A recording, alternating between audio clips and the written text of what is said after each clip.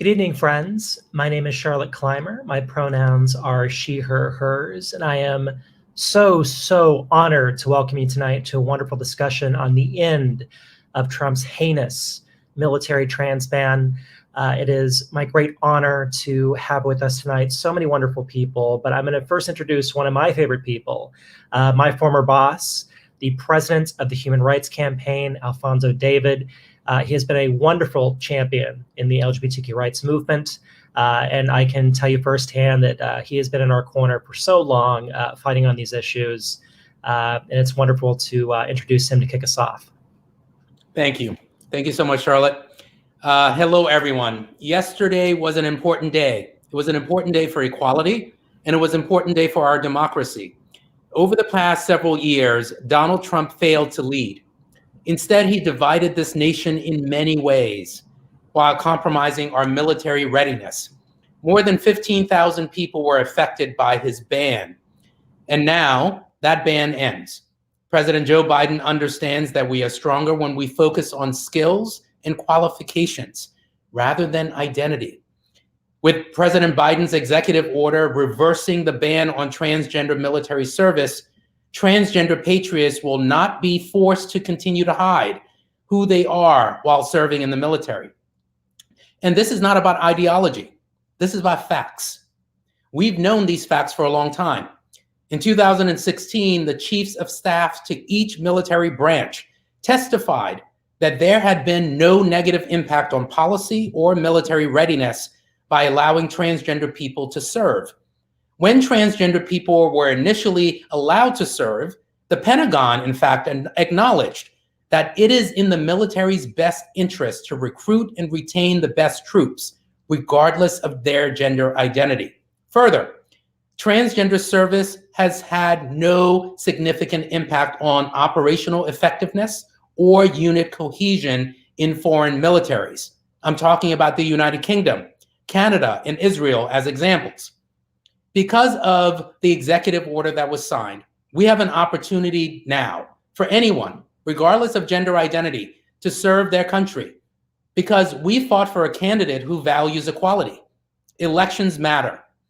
And since day one, the Biden administration has committed to LGBTQ equality, including, in addition to signing this executive order, issuing a substantive LGBTQ executive order that implements the Supreme Court's Bostock decision. As we begin this conversation tonight, I just think it's worth saying thank you to President Joe Biden, to Vice President Kamala Harris, to Secretary Lloyd Austin, and to pro-equality voters across the country. And because of what we did, because of what we fought for, every qualified patriot now has an equal opportunity and a right to serve openly and free of discrimination. Thank you for joining us tonight. I will turn it back over to Charlotte, and I look forward to the conversation. Thank you so much, Alfonso. That was a beautiful summary of what we've been able to accomplish. I know we all remember that day when Trump tweeted that ridiculous attempt to ban trans people from the military. He caught the Pentagon completely off guard. It was against all expert advice from medical authorities to budget analysts, excuse me, as Alfonso noted, our military leadership. And we know how it felt yesterday when President Biden sat at his desk in the Oval Office with the Secretary of Defense behind him, Lloyd Austin, and officially repealed the ban, ensuring that no one would be left behind in the military, regardless of their gender identity or sexual orientation.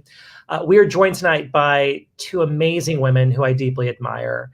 And I cannot wait to introduce you to them. The first is Sean Skelly. She is the vice president and co-founder of Out in National Security. She served for 20 years as a naval flight officer. In 2013, she joined the Obama administration as the first transgender veteran to be a presidential appointee.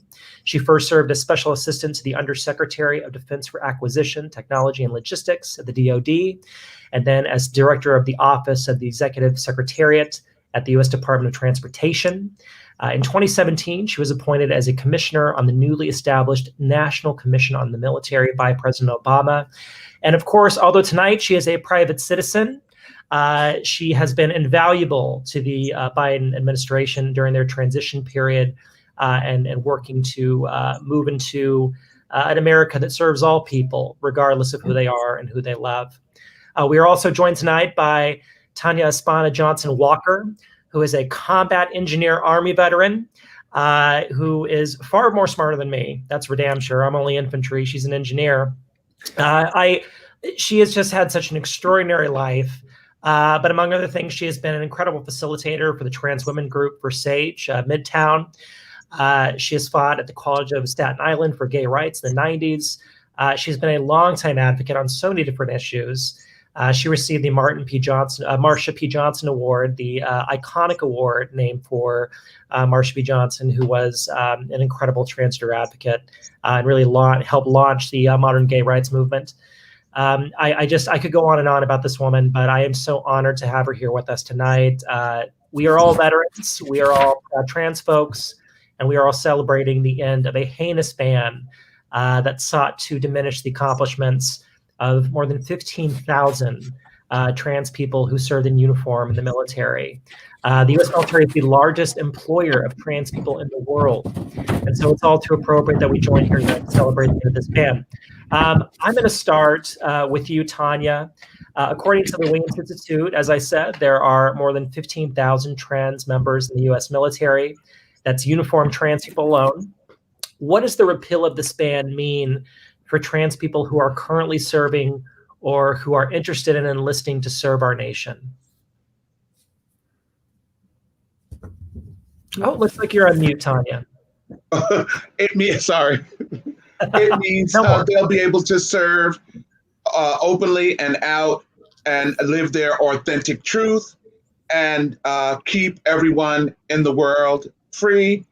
I think it's very important to our dignity and to our self-esteem to be able to do a job and provide a service for our country without discrimination and hate, like we had for the last 4 years. Children growing up now will have more options in the types of employment they can choose. And one of them will be they can join the military, which will be an excellent for them to see the world, travel, and meet new people and get some new experiences that they could take back to their civilian life when they retire or when they leave the military.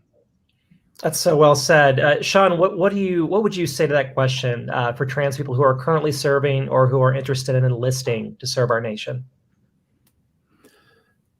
So what President Biden did yesterday is obviously massive for the place of transgender Americans in our society. We've just gone through 4 years of an outright executive branch assault on the place of transgender people in American society. Every agency, every department was taking some action to push us out into the margins, into the dark corners. One of the most prominent ones was the ban on transgender service members. Veterans the military happens to be the most esteemed institution in America year after year in serious scientific polling. If you allow us to be veterans, if you allow us to serve, if you allow us to garner that respect of the American people, which is only proper, it becomes tougher to then do what they wanted to do, which is to push us out of society. So this signals for trans people that we are worthy, that we're not other, that we are indeed, as we've known, capable of doing anything, anywhere that any other human being or American can do.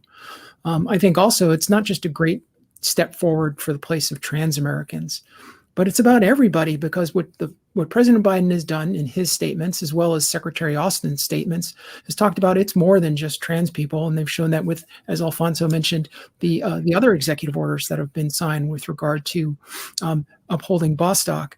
And I believe today was focused on racial justice and equity at the White House. President Biden has said America is stronger when it's inclusive, and the military is no exception. Secretary Austin has said we have to avail ourselves of the best possible talent in our population. We know that diverse organizations are better. There have been historical studies that say diverse militaries are actually better. Secretary Austin has said this is the right thing and the smart thing to do. I think we should all be glad and grateful that the first step is with regard to transgender Americans, that the conversation is moving is from who should be allowed to serve as to who can serve and who steps forward in order to do so. Sean, you brought up a great point. The military has historically been a gateway to equal rights for marginalized communities, whether it was President Truman desegregating the military in 1947 that led the way for racial equality, or I would say advances in racial equality in the following years, whether it was women's rights or the repeal of Don't Ask, Don't Tell that preceded same-sex marriage being legalized. It is notable that that Donald Trump quite clearly attacked trans people in the military as one of his initial actions in his first year, as a way to, I would say, validate the following attacks on trans people and LGBTQ people in general. That's a great point. Alfonso, you spoke directly with General Austin as then Secretary designated and now as the Secretary of Defense on his dedication to ensuring our military value and the readiness over bias and qualifications over discrimination. Could you share more about that conversation with Secretary Austin? Sure. So I spoke with then General Lloyd Austin before he became the Secretary of Defense, both to introduce ourselves and highlight his support for allowing all openly LGBTQ people to serve in the U.S. military. We spoke actually on the day of the 10th year anniversary of the repeal of Don't Ask, Don't Tell. And for those who may not remember, Don't Ask, Don't Tell effectively barred LGBTQ people from serving in the military. General Austin at the time, now Secretary Austin, understood the significance of the repeal of Don't Ask, Don't Tell, and he also understood the importance of having an inclusive armed forces. I believe during our conversation, we talked about the fact that Don't Ask, Don't Tell was a stain on our history. And he understood the stigma and the impact of removing Don't Ask, Don't Tell. He anticipated a lot of the issues that we need to address, including removing the current ban that is now no longer in existence. He knew that the ban was harmful, that it was having a detrimental impact on the military. And in fact, he as well as many others, were very well aware of the congressional testimony that was provided in 2016 that clearly said that allowing transgender people to serve in the U.S. military does not in any way compromise military cohesion. Nevertheless, that ban was put in place. So it was a very fruitful conversation about his ultimate support for our community, understanding the importance of an inclusive military, and at his core, appreciating that we should be focused on qualifications and skills, not on identity. That if we want the best and the most dynamic military in the world, we need to make sure we don't perpetuate discrimination. Oh, that's so well said. It's interesting, Alfonso, you brought up the congressional testimony that was given to primarily to Senator Kirsten Gillibrand. She asked each head of military branch, the head of each military branch before the Senate Armed Services Committee, if there had been any problems with military readiness or unit cohesion during that then 2-year or 3-year period in which trans people were permitted to serve openly. And each one said there had been 0 issues. There have been absolutely no problems. And so, to watch Secretary Austin yesterday, following President Biden signed that executive order, to immediately tweet out that he had full faith and confidence in President Biden's order, and the trans people would be, welcome to enlist and serve. It really made me feel quite good. This is a professional of arms.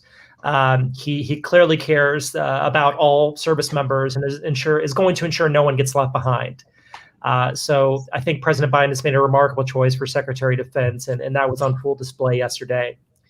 Sean, Secretary Austin has stated that the department will take immediately the appropriate policy action to ensure individuals who identify as transgender are eligible to enter, who are ready to serve our nation.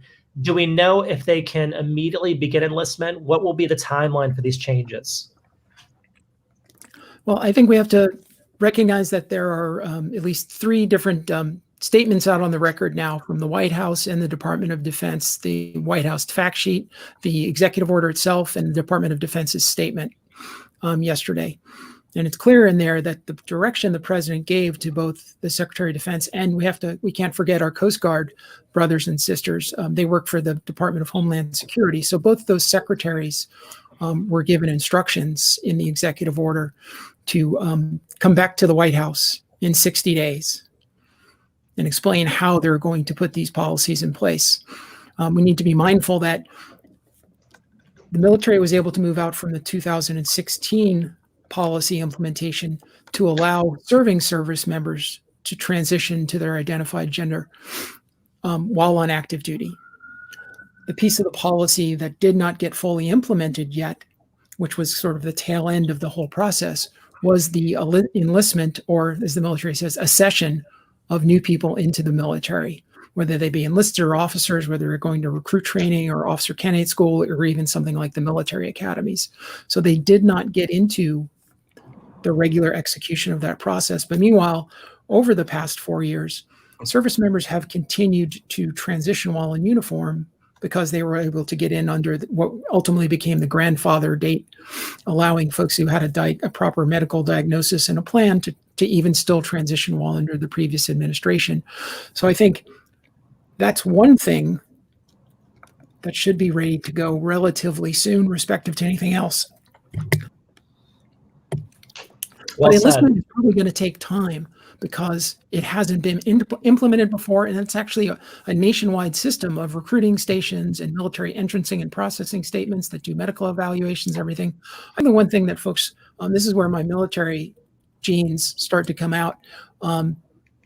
This is the thing, it's not about right now, it's about getting it right. That's right. Because this is about people's lives. This is about their careers. This is about their support for their family. And it's about their ability to perform the job that the American people have asked them to do. We have to realize too, if you're not a trans service member and you're watching all this stuff go to and fro, this is the 3rd bite at this apple.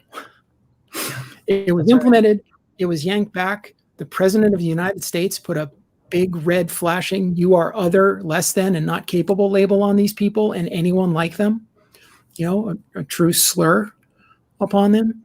And so I think it's imperative for the force, for those service members, all of them, that it be done right. And that requires deliberation because people are everything. And we have to get it right for all concerned, and especially those people who need their dignity supported and affirmed. Sean, that's so well said. I think that there is this this fallacy among the larger American public that things in the military happen very quickly, and it's anything but. If you think nonprofit policies are slow, the military is way slower than that. It takes years. It takes years to implement new uniforms, for example. In the movies, when you see someone walk into a recruiter office and the next day they're on a bus to basic training, that never happens. It takes weeks to do the paperwork, the processing, getting all of that stuff done.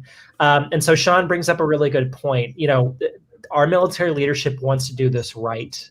They want to ensure that after 21 months, having a ban in place against trans people enlisting, that it is done correctly, that trans people are affirmed and respected and treated as the professionals they are when they enter service as uniformed professionals. And so, we got to ensure that we're supporting the process, that we're letting the military have the space to implement this policy correctly and safely, as Sean pointed out. Alfonso, not only during the campaign, but as early as 2012, President Biden, then Vice President Biden in 2012 said that transgender rights will be the civil rights fight of our current lifetime. And I remember this well. This was in the middle of the 2012 campaign. Now, as president, he has already taken affirmative steps toward trans rights. What do you think President Biden meant with that statement of trans rights being the civil rights issue of our time? And how will his administration move forward on that issue? I think what Vice President Biden meant at the time, and we have not had this conversation, so to some extent I'm surmising what I believe he meant at the time and what he means now, is that this issue of identity goes to the core of who we are. Getting people to see transgender people as people also goes to the core of who we are, because we've always had this conversation in this country. We've had this conversation with respect to Black people. We've had this conversation with respect to brown people. We've had this conversation with respect to gay people, lesbian, bisexual people. And we're having this conversation as it relates to trans people. And the same conversation is about whether or not we can see people as people and afford them with the privileges and the dignities and the rights that they should be afforded. Just like your neighbor, you would want your neighbor or your cousin or your sister or your brother to be afforded with all of those protections that you have. And I think it's the difficult work of culture change, because we are shedding decades of preconceived notions about who we are and what defines us as people, what defines us as individuals. And when we're talking about a civil rights issue, for some people, they've never met a trans person. Yeah. And yet they draw certain conclusions about what trans people should have with respect to rights and privileges and obligations. Those are some of the same people that will say that we live in a democracy and they respect the Constitution. But we have to make sure that if we're going to live in a democracy and a democracy is going to work, it has to work for all of us. And so when we talk about the civil rights issue of our time, trans rights, it gets to the core of who we are, and it gets to identity and defining that in a way that's sustainable and ties right into the Bill of Rights, ties right into the Constitution, and ties right into the fundamental principles that support our democracy. Oh, that's well said. That's very well said, Alfonso. Tanya, I want to turn to you. You have this lifetime of ground advocacy work for the trans community. You've just been invaluable, especially to New York City trans community. The Biden White House is the first presidential administration to place, I would say, such a focused effort on trans rights, and notably right out of the gate. You know, President Obama certainly made strides, but President Biden really made trans rights a focal point during his campaign. In a way that no one else has ever done before. He was the first winning presidential candidate to specifically mention trans people in his victory speech, which was quite iconic, and it certainly put a lump in my throat when I was watching. Could you share what it means for you as a trans activist and for thousands of trans people across the country who see ourselves and our issues at the table? Well, I understood what Biden was doing because, we've been under attack for the last 4 years by the last administration. I'm currently the co-chair of Equality New York, and we're still fighting to protect states' rights in New York. So right now, being a Black trans woman and knowing that we have the option, another option to have another job, another day, and to live another day is very important to me. And I think the Biden administration and, looking into the future and definitely putting trans people first or front and center was very important. Had he not done that, there would be more suicides, more death of trans people. People have to start seeing us as human beings. We've been here since the beginning of time. We just didn't grow out of some shell and just come out one day and, oh, we're trans. No, we've been here since the beginning of time. We've been fighting in the war since the beginning of time. We've been writing. Probably some of the signers of the Constitution could have been trans. We don't know, because everybody wasn't allowed to be out. However, what the Biden administration has done has made it easier for Black trans women like myself and people of color or Black Indigenous people of color. It's given us an opportunity to serve. And also, I think that we need to be at the table when they start recommending these policies of transgender people serving in the military. I want us to be fully protected. And I also want it to be codified law and not just executive orders anymore, that we have the right to serve. I mean, because when I first started serving in the military, I went in 1981, and there was no don't ask, don't tell. There was nothing. And the military used gay people to spy on other gay people to get you kicked out. It was horrible when I was in. It was like everybody was afraid. I mean, it was like, a lot of people, just used drugs or got drunk and ended up getting thrown out. Some people got caught having, sex with their partner and they were thrown out. And what Biden has done is acknowledge that transgender people and their families exist. We're human. We're deserving of human and civil rights under the law, and that we need to be respected. And I definitely want to be at the table when they start implementing these policy changes to put transgender people in there. I don't want a bunch of cis people sitting up here trying to figure out what to do with trans people who are not trans. That's right. We have to be at the table, and or either we'll be on the menu. Like James Baldwin said, not everything that is faced can be changed, but nothing can be changed until it is faced. And this is James Baldwin. And that's what President Biden did recently. He changed things and he faced it, and he made it good for us right now. Thank you. Tanya, I want to follow up with you real quick on this because you really laid it out there. Representation is so paramount, and it is critical that we have trans people at the table influencing these decisions. Folks like you, folks like Sean, folks like Sarah McBride and Danica Rome. There are so many people watching tonight. There's no doubt we have elected officials watching tonight. What would you say to those in power in terms of what we need to do, particularly for Black trans women in this country in this particular moment? Well, what they need to do is they need to start holding the white nationalists and the white supremacists currently serving in the military accountable. We need to vet better of who we're gonna let serve in our military. I think they made a huge mistake by not letting trans people serve. However, until they start vetting these hate groups and folks out of the military, it will not be a safe space for us. And there will also need to be ongoing cultural sensitivity trainings, cultural humility trainings for everyone in the military. And they should get it as soon as they get in, and it should be ongoing trainings. And we have different organizations out here. I'm going to start an organization soon.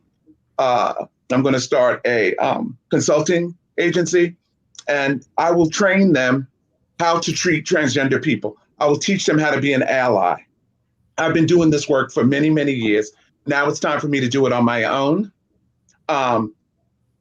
As far as being a Black trans woman, we need to make the military a safe place for femininity, for trans people, trans men, trans women, non-binary folks, and where people can focus on the job at hand or the task at hand and be the best that they can. I'm looking forward to seeing a trans woman as a 4-star general who can lead our nation and lead the world in the very near future.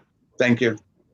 That's so very well said. Tanya makes a great point. It's not enough to rescind the trans ban, just like it wasn't enough to desegregate the military in 1947, just like it wasn't enough to permit women to simply serve in the military or repeal don't ask, don't tell. All of these policy changes had to be followed through with cultural leadership. It's not enough to avoid outright discrimination. There are lighter forms of discrimination faced by vulnerable communities in the military for advancement, for promotions, for training.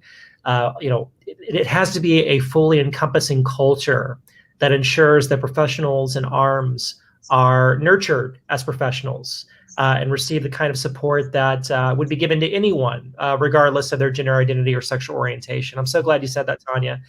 Alphonse, I'm going to pivot to you because I'm so excited to talk about this. I worked for you for so long, so many news cycles, so many press releases that I bothered you about to get approved.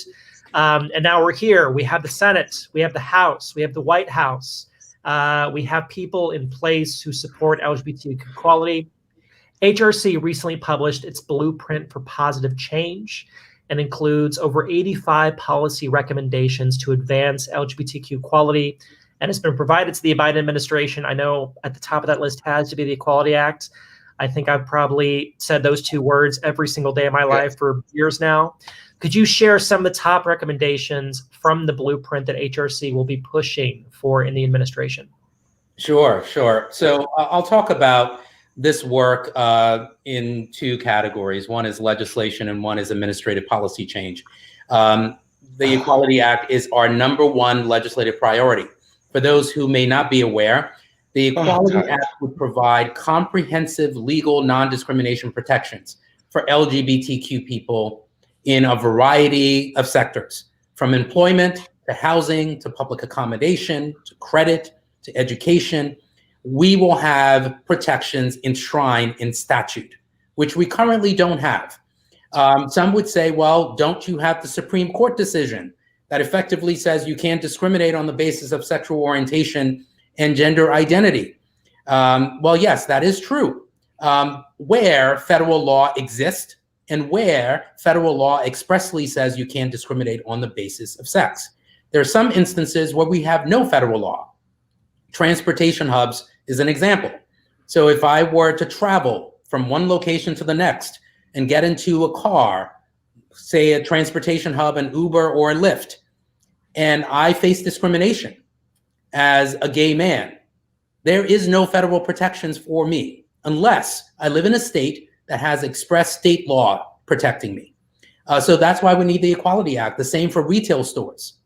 If I'm a black gay man walking to a retail store to purchase a new pair of jeans or a t-shirt, and I face discrimination either as a black man or as a gay man, there is no federal law that would apply to retail stores. So the Equality Act would change that, which is why it's our #1 legislative priority. Now, with respect to the blueprint focuses on administrative policy changes. And we're looking, in addition to a number of the steps that the Biden administration has already taken, from issuing an executive order implementing Bostock, issuing an executive order to ensure that transgender service members can participate in our US military. We're also asking for an interagency working group to address violence against the trans community. Last year, we had at least 44 transgender and gender nonconforming people killed in the United States. That is more than any other year in recorded history, meaning the Human Rights Campaign has been tracking violence against the trans community since 2013. And prior to that, we don't even have data. But since 2013, we know that we have not had more trans people killed absent 2020. So we need an interagency working group to address the violence against the transgender community. We're also looking to repeal regulations that were implemented by the Trump administration that seek to perpetuate discrimination in healthcare. The Human Rights Campaign filed a lawsuit against the Trump administration. Tanya is one of our plaintiffs. And in that case, we are looking to have those regulations be stricken as unconstitutional and in violation of federal law, because it would in effect allow healthcare providers to discriminate against LGBTQ people during a global pandemic. So we need to make sure that we repeal those regulations. We're also looking to have data collection that includes gender identity and sexual orientation, because if we're not counted, it is as if we don't exist. So when we're compiling data with respect to who lives in the United States, which resources and services are they looking for, we need to make sure that LGBTQ people are counted. I'll give you another example, banning conversion therapy as a fraudulent business practice. Unfortunately, in many parts of this country, conversion therapy is allowed. You may say, well, what is conversion therapy? Conversion therapy is junk science, effectively, where medical practitioners are allowed to engage in shock therapy to try to change the sexual orientation or gender identity of a young person. It has been banned in many states, New York, California, and a few others, but in a number of states, it's still allowed. And so we need to make sure that it is banned as a fraudulent business practice. Those are just a few examples of many priorities that we have working with the Biden-Harris administration to make sure that we protect LGBTQ rights. Ultimately, the goal is advancing policy and legislation where LGBTQ people can be treated with dignity in all aspects of life. Oh, that's well said. That's well said, Alfonso. And, you know, I would encourage everyone to Google HRC's Blueprint for Positive Change, just to get a sense of all the policy implementations that the Human Rights Campaign is advocating for. And then you can talk to your legislators about, your members of Congress and your senators, to ensure that they are pushing on an individual basis to get these things implemented in the administration and, of course, wider out throughout the federal government. Alfonso, I do want to mention, you mentioned that there were at least 44 trans and gender nonconforming people killed last year, which is the most ever. At least 44. At least. At least. And already in 2021, we have had 2 trans people killed in the United States. Tiana Alexander, a 28-year-old Black trans woman in Chicago, and Samuel Edmund Damian Valentin, a trans man in Puerto Rico, where yesterday a state of emergency was declared in response to the recent ongoing horrific violence against women and trans people. So, this is not a problem that's going away, as Alfonso noted.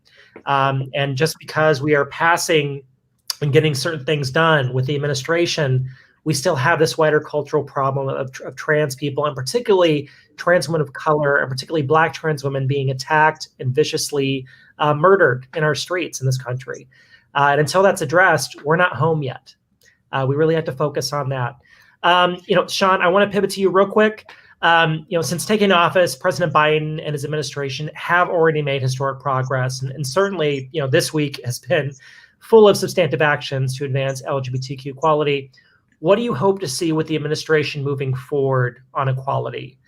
Just like I asked Tanya earlier, I'd love to hear your thoughts. Well, Charlotte, I think I believe it was you who mentioned today in January of 2021, the Democratic Party has the House, the Senate, and the White House. As Tanya so correctly said, executive orders are not enough. Yeah. They help to stem the tide. They help to turn the ship of government and society towards the right direction. But as we saw with the place of transgender service members, they don't prevent a ready reversal and damage to any type of initiative that's done. It has to be things that matter, especially when it comes to equality, civil rights, and human rights, have to be found in black letter law. We know, despite the great concerns, which are all legitimate, to what's been done with court appointments at the federal level over the last several years, we've all been overjoyed at the fact that many of those appointees and others who we had real concerns about respecting us as human beings were able to find and perceive our protections under the Constitution. We need to get those things moving in that direction. But I concur with the president and the administration's efforts that you have to start moving. And the ability to move out quickly is with those executive orders and get everybody on board and show where it's going. But it's up to the Congress to follow through on what the election of 2020 proved, is that the American people support these things and they need to get after it, with all due respect to those that are watching. Absolutely. And, Sean, you brought up a great point. Trans rights are overwhelmingly supported by the American public. More than 70% of people who have been polled consistently opposed a ban on trans people in the military. This was a very unpopular policy, not just with LGBTQ people, but the American public at large. Nearly half of Republicans opposed a ban on trans people in the military, just to show you how deeply nonsensical this policy has been throughout the country. Tanya, I want to pivot to you. Most of us here are trans veterans. Alfonso certainly has a lot of battle scars from his nonprofit work, no doubt. But we have fellow friends and family who are transgender and are currently serving. I have a dear friend, Captain L. Cook, who is currently serving in the Army. What is it like to be trans and serving in the military? What challenges have you or your friends and family faced? Well, I didn't serve in the military. I hadn't transitioned in the military. However, trying to live your truth in the military is very hard. It's very hard when people prejudge you before they get to know you. Being a Black trans woman and, having to hide and carry my clothes in a bag and sneak and hide things just to live my truth, it was very taxing on me, and it was very problematic. And now the folks that are currently serving in the military, I would say to them, keep your head up, keep your chin up, continue to do your job, be all you can be. Don't let anyone tell you you can't when you can, and just be successful. Because when I was serving, you could not transition. You could not be yourself, because first I came out as gay. I had to come out as gay. And then I started living my truth like a couple of years after I came out of the military. And while I was in there, it was a lot of marriages of convenience and a lot of closet cases and stuff going on. And I had quite a few friends who were in the closet. But, people that are out, keep your chin up, stay strong. Equality New York, HRC, we're fighting for equality for you.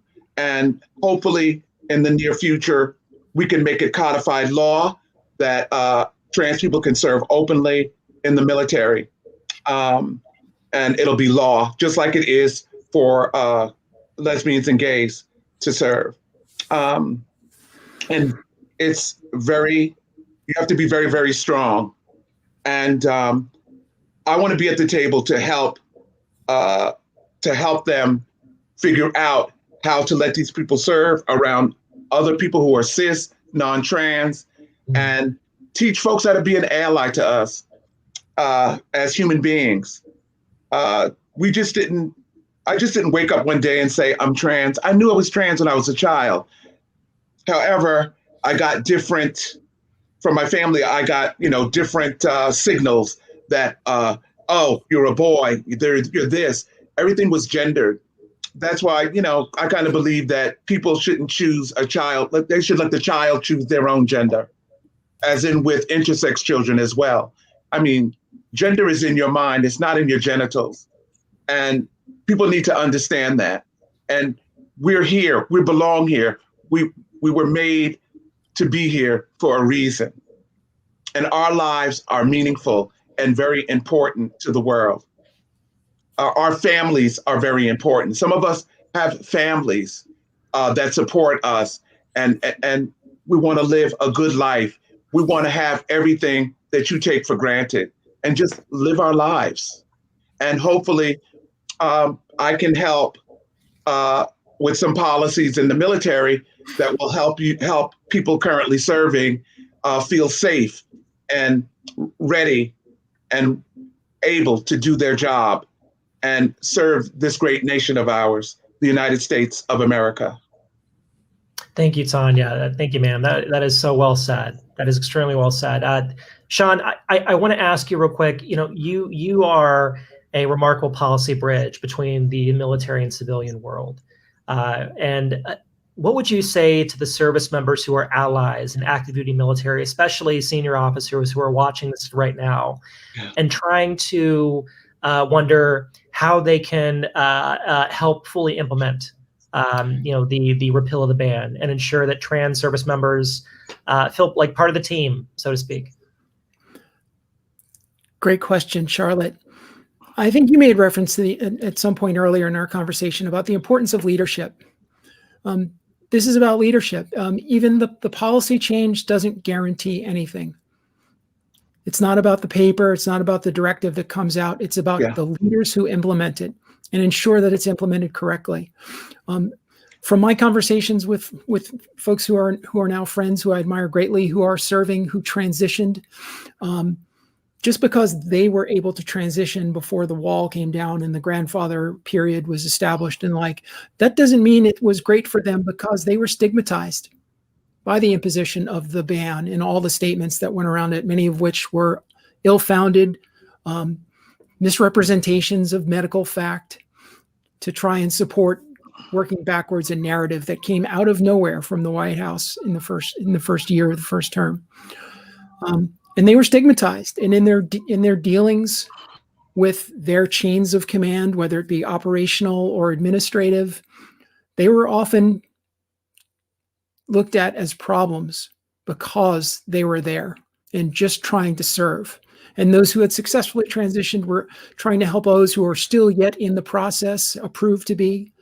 And they were being, they were gathering scorn for advocating for fellow soldiers or sailors or airmen who needed to be supported in their approved course of care and performing their duties. But everybody knew the White House doesn't like that you guys are even here, and somehow you managed to stay.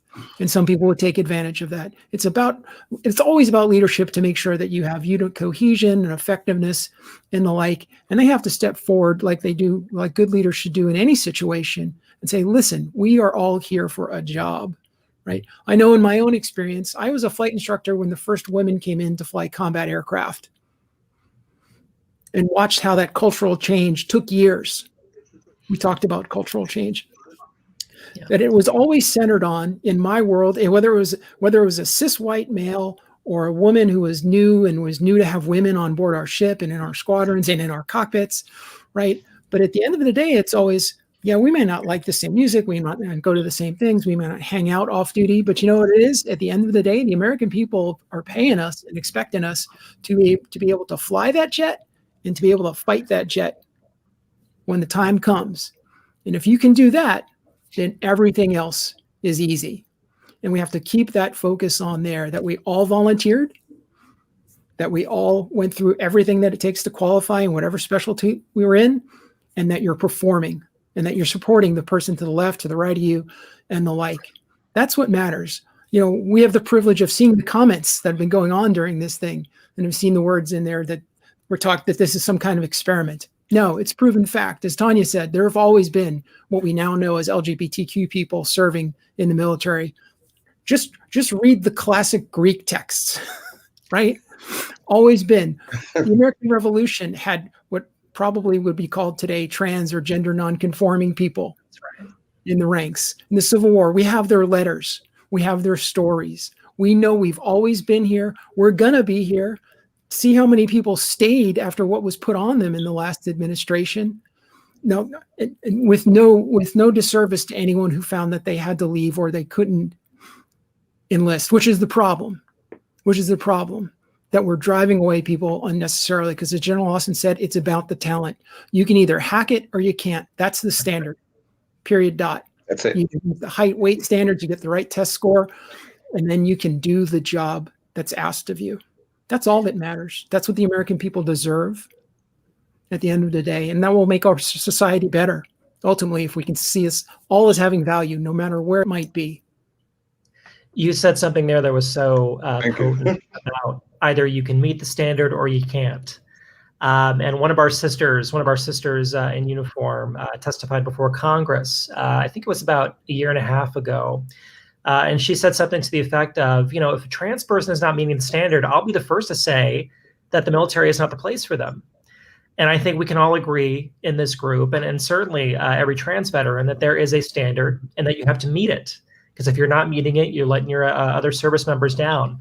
And I think that our colleagues in the military, throughout the military, understand this. More than 2/3 of service members who were polled supported the repeal of the ban. Something like 56 generals and admirals signed an open letter indicating that there's no place for a ban like this. Can we just decide never to do something like this again? Let's put an end to bans on people who wish to serve with honor with their country. Yes. I'm going to close this out by turning to my former commander, Alfonso David. You have been just an incredible champion for us, and I cannot thank you enough for not only coming into HRC and really kind of giving us a fresh breath of life. Chad was wonderful, and you came in and kind of moved us into another direction. Both were great, and you've really kind of taken the helm. Those are big shoes to fill, and made it your own, and I can't thank you enough for that. So, Alfonso, I'm going to turn this over to you to close out. Thank you. Thank you, Charlotte, for moderating us tonight. Thank you, Tanya. Thank you, Sean, for joining us tonight. At its core, this conversation was about making sure that we provide every single person with the dignity that they deserve. That's what this is about. And when we talk about our democracy functioning for all of us, it has to function for all of us, otherwise it doesn't survive. And when we develop policy, when we make policy in this country, we should always remember that policy should be driven by facts, not by fear.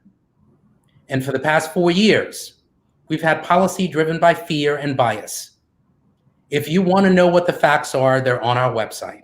If you need more information about the history, you can find out that too. But what we shouldn't do is deny people the basic rights and privileges that they're entitled to because of who they are. We have lived this storied history in this country where Black and brown people have been denied opportunities under our Constitution, and LGBTQ people as well. It is time for us to turn the corner to realize the full promise of our democracy. And the executive orders issued by President Biden over the past few days creates that pathway for us to really start developing the platforms to realize the full promise of our democracy. Policy driven by facts, not by fear. And thank you all again for joining us tonight. Thank you. Thank you, Alfonso. Thank you. Bye-bye.